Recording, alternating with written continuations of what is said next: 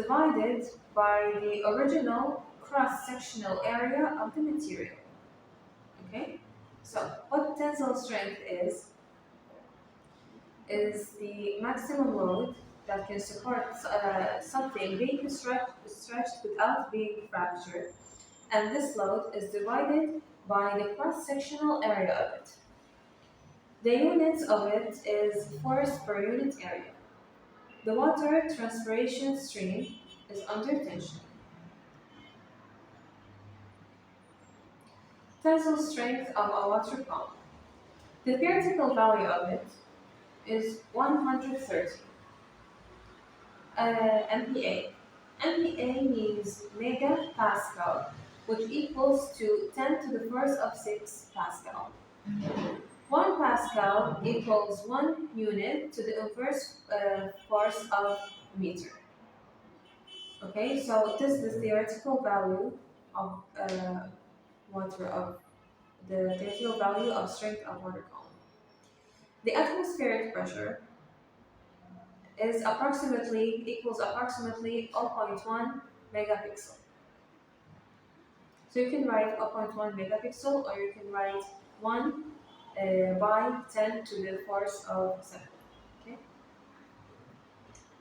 Okay? Pressure has units of force per unit area. Measured value.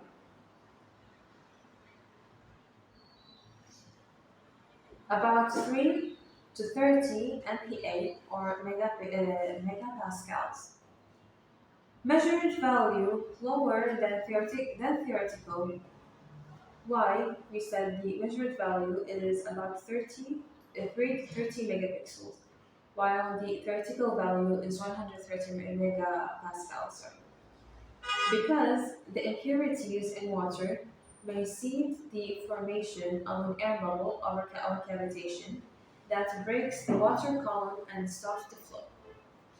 If let's assume there is a filtered 100% pure water body, then it will have a strength of 130 megapascal. However, the measured value of, let's say, stream.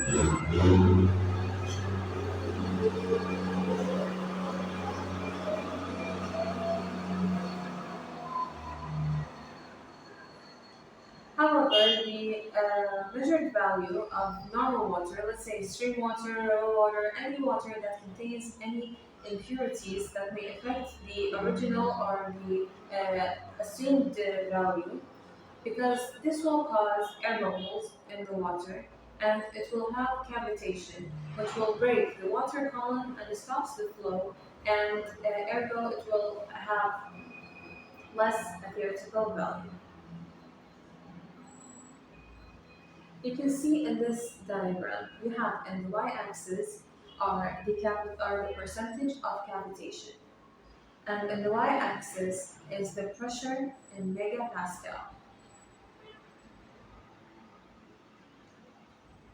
Okay, the cavitation starts from 0 to 100%, and the pressure starts from 0 to minus 10. This figure talks about the temperature dependence of xylem cavitation in the plant Taxus baccata. The xylem cavitation is the percentage of loss conductance was determined by what? Centrifuging wood samples at 3 different temperatures. Filled circles, this one, the filled one, the black ones, are in 1 Celsius centigrade. The tinted circles are this one, the second line, the gray ones, are at 25 Celsius, and the open circles, the third one, or the white ones, are at 50 Celsius degrees.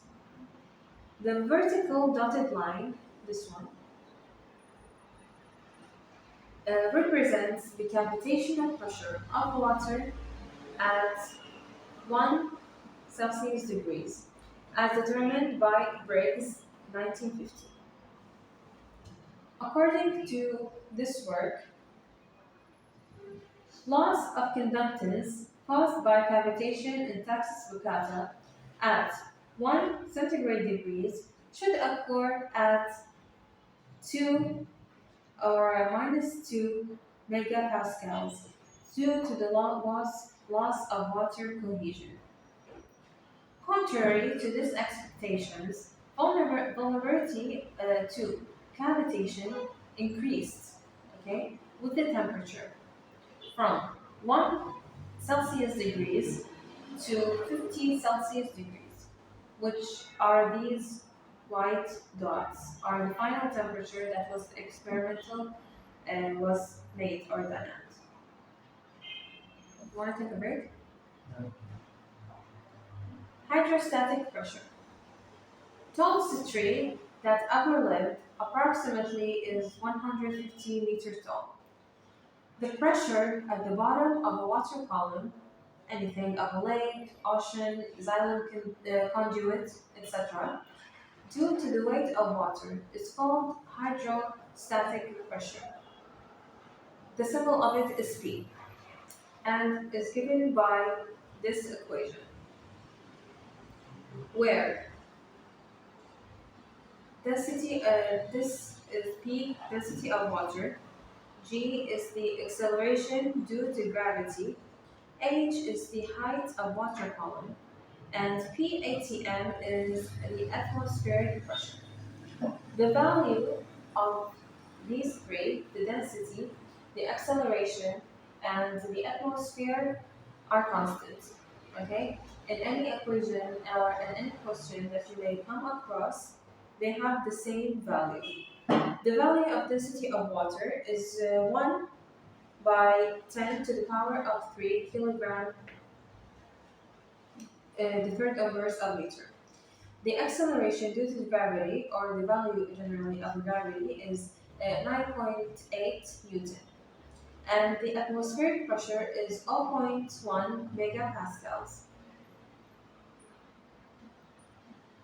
Calculate the hydrostatic pressure we would expect to find in a xylem sap of a bottom of a 150 meter tree. Okay. We have the value of this. We're going to use this equation. We have the value of density, so we're going to compensate by adding 10 to the fourth of 3. We have the acceleration due to gravity, okay, which is 9.8, and we're going to put this value in here. We have the height of a water column. In this question, it says the bottom of a 150 meter tree. So 150 is the height of water column. And we're going to multiply these three values, okay? And then we're going to add them up to the value of the atmospheric pressure, which is 0.1 megapascals. To move the xylem up a tree, the negative pressure must be greater in magnitude than the hydrostatic pressure, plus the resistance to flow due to the friction in xylem. Assume this friction exerts a pressure equal magnitude to the hydrostatic pressure that we found. Yeah, of course, this will calculate the minimum pressure in the xylem needed to pull water to the top of the tree. Okay? And the two remaining questions are also homework. Okay? You have the material, or do you want to take pictures of this? No, it's okay. And also, you have in the first lecture some equations that I want you to have as homework.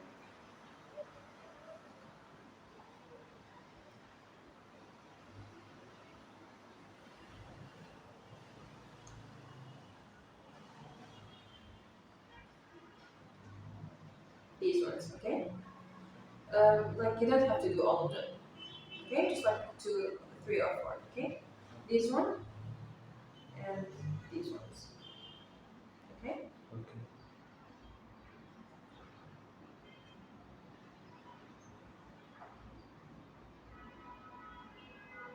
Do you have any question?